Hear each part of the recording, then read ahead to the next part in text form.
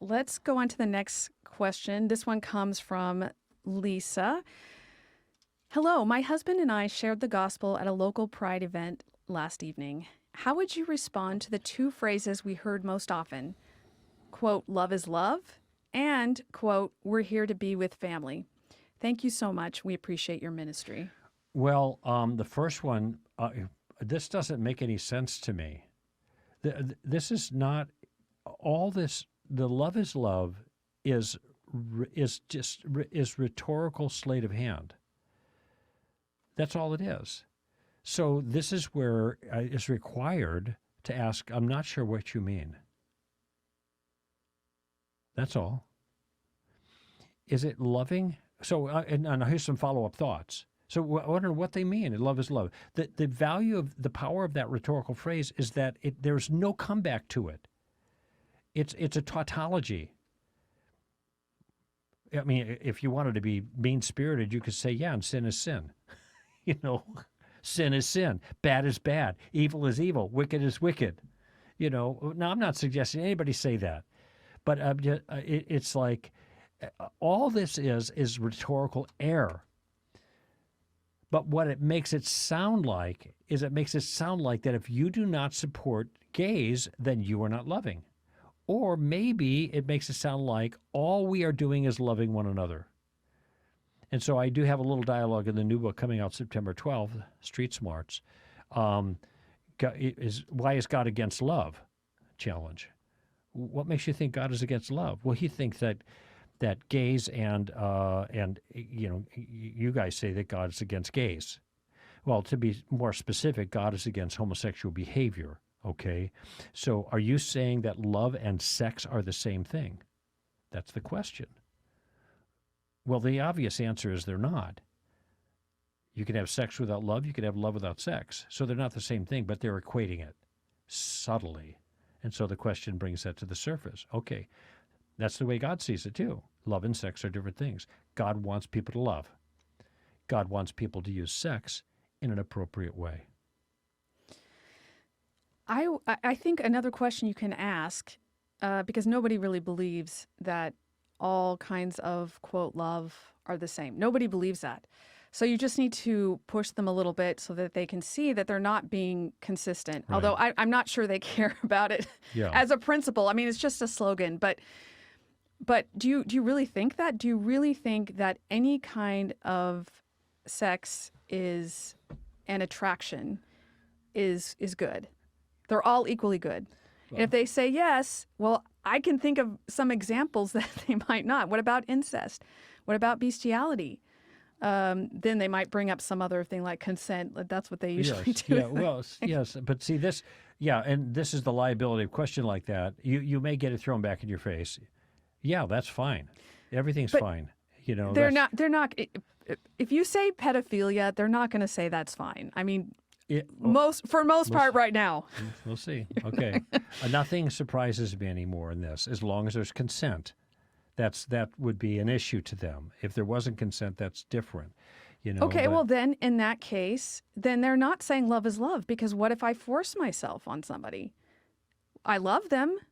Isn't that the same as all other kinds of love? I mean, they're already adding other qualifications where love is love is not legitimate. I get where you're going. I'm trying to anticipate, like you often do with me, what is the other side going to say, and they'll say, wait, it's not loving to force yourself. Obviously, they don't love them if they're forcing them into something that they don't want to do. But in any event, I mean, you could take a shot at it, But, of course, that presumes the answer to the question, what do you mean by love is love? And then they say, well, all sexual behavior, as long as it's motivated by love, is okay. What if it's not motivated by love? Oh, well, that's okay too. So this is why it's just an empty slogan. And you just try to get people to talk about it. The other one where they say, well, we're just here for family. I don't know what there's anything to say to that. That's not a vice. They're just being supportive of family. And if they think homosexuality is morally benign, then they're supporting, their family who are pursuing morally benign behaviors, and they're just being supportive because there are people who disagree with them and they want to show their support. I don't know if there's anything clever to say about that. So I should have said this when I said the quote, because I do have something to say about it, but there's something I didn't mention in the quote, and that is family is in quotes. Oh, We're here to be with, quote, family. hmm.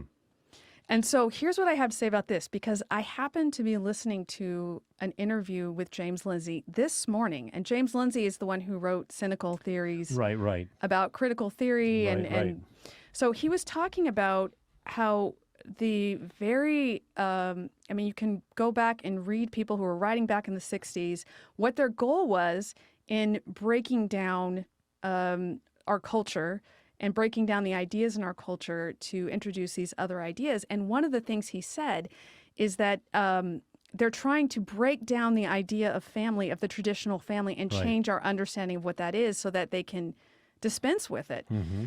I know I heard another interview a long time ago. I wrote about this on our blog, but there was a woman who was arguing for same-sex marriage, but then she says in this interview, she says, well, really, I don't want any marriage. That was her real goal. She Mm-hmm. wanted to destroy marriage. So now this doesn't mean that every person who's there has that goal, but it does mean that the worldview behind what's happening right now and the people who are the thinkers behind what's happening right now, that was their goal. So when they change the meaning of family, that's what they're doing. Now, I don't know how I would respond to someone to communicate that. It might not even be worth responding to that, but I think that's what's going on there. Yeah, well, when the family means anything, then it means nothing. Okay, that's part of it. And there's also, it's so, these guys are so clever. So I saw, this was a number of years ago, but when all this was, Obergefell in the 2015 and the Supreme Court and all that. And there was the poster, it said, believe it or not, the new traditional family. And then it had all these admixture, of people, the new traditional family. Well, if it's new, it's not traditional. But notice how they're trying to trade on words that are connotation words. We believe in a traditional family. It's just a different kind of traditional family. Well, then it's not a traditional family. But see, that's lost on a lot of people because the words do the work. And think about how many things this affects. It affects because the whole purpose of marriage is because this union is a very particular, unique union between a man and a woman that creates children, and it creates a family. It builds a family.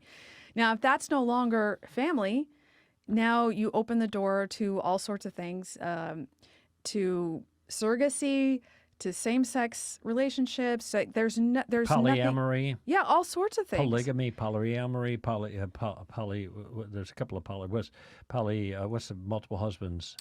Uh, oh my gosh, I can't think of what it is now. But polyandry. Polyandry, So you have yes, yeah. polyandry, you got polyamory. That's just group marriage. It's everybody's married to each other. You have 4 or 5 people that are all married to each other. And anyway, this is. So the point is there are objective reasons that have to do with human nature that the family exists, and they're trying to break those things down so that they can create some new society which will never survive, because you cannot go against reality forever. And since the actual family is something that grows out of the nature of reality and who we are as men and women and how we create children, to fight against that, you will have to have a whole bunch of force for a long time, and it cannot survive. You can't fight reality forever.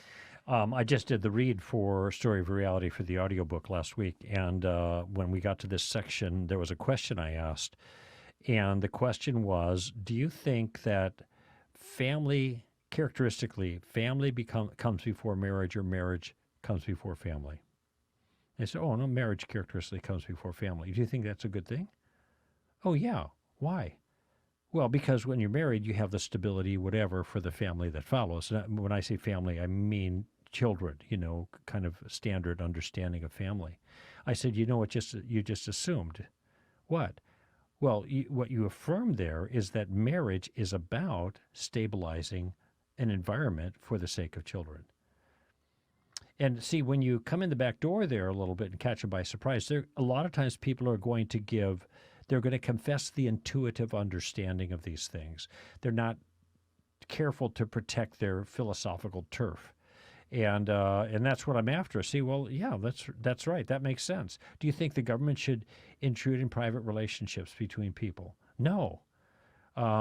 but the government intrudes all the time in the issue of marriage. In fact, Obergefell, demanded that government intrude and solemnize or whatever the same-sex relationships that they now call marriage. He said, why is it okay for the government to intrude in that private relationship, but not intrude in other private relationships? This is the question I asked them. Mm-hmm. Well, the reason is because it's that private relationship that characteristically produces something the government really cares about, and our culture does, and that is the stability of the family, and the family is the cornerstone of culture. So it's the culture doesn't define family, it's family defines culture. Just like the building doesn't define the bricks that build it, it's the bricks that define the building. So families, classical, ordinary, traditional families are the building blocks of culture.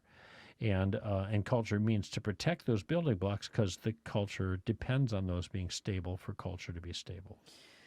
It's hard to believe that we've only had same-sex marriage for what? 8 years, 7 years? Less than a decade.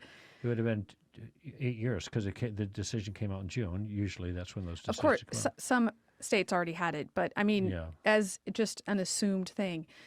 So we do have on our website at str.org a post that's titled Understand the Same-Sex Marriage Issue. And I have a whole bunch of links there because I think we need to understand it, even if we're not going to be able to change at this point. Maybe we can in the future. I don't know. But you need to understand why, as Christians, we were arguing against same-sex marriage. It wasn't out of bigotry. It was because marriage is an actual thing based on human nature, and messing with that is going to cause a whole bunch of problems. It's grounded in reality. And so not even as a Christian, but as a human being who is reasonably observant about the nature of reality, you should be against same-sex marriage. Because as it is right now, the word marriage means nothing but two names on a right now, two yeah. names For no on a reason. piece of paper. That's all it means. It has no meaning other than that. Two names of people that are connected to each other in some way for some time. That's all it means. It means nothing else. There's no other assumptions that are made by that. It's interesting that there were people in Australia, I remember, that two guys who were heterosexual who got married because they wanted the additional benefits that they would get that they're not getting as single people. And this infuriated the gay community. And, of course, the question is why? Why? It's a same-sex union. Mm-hmm. They're doing it for reasons that are their own reasons, just like you. Well, marriage is about love. They're not in love. Marriage isn't about love. That's not in the law. Ask any married couple. There are billions of people in time who have thought they were married but weren't if marriage is about love. Those are arranged marriages. So, it's just, it's people are very deeply confused about this, and but it's a challenging thing to think through, and this is why we have the page, that link to help people understand that. And I think people just have not thought through it. We're so frightened by slogans like "love is love" and things that we don't want to look like a bigot. And I think we need to have the strength of conviction to know the truth and to know that when people say those things, it's not true. Mm-hmm. And that's not easy. But again, I would read 1 Peter because I've been talking about that a lot lately, but it's so relevant to what we are going through right now and facing, it's better to suffer at the hands of men for doing what is right than to suffer at the hands of God for doing what is wrong. Right. Better in every way, at all times. So I'm just wondering about this love and love, though. I'm just toying with something. What if somebody said, love is love, and I said, orange juice is orange juice? So what have I just said? You tell me. What did I just say? What meaning is there? Orange juice is orange juice. Nothing. That's a tautology. It's meaningless. A is A. Okay, but see that. What's the difference between your comment and mine? Anyway, like I said, I'm just thinking out loud. Well, anything you can do to help people start to think about the slogans they're saying is good. But the first thing you have to do is understand why we were arguing for man-woman marriage. And I think even a lot of Christians don't understand That's that. right. And so it'd be really helpful if you go to that Understand the Same-Sex Marriage Issue at str.org, and hopefully we can help you out with that.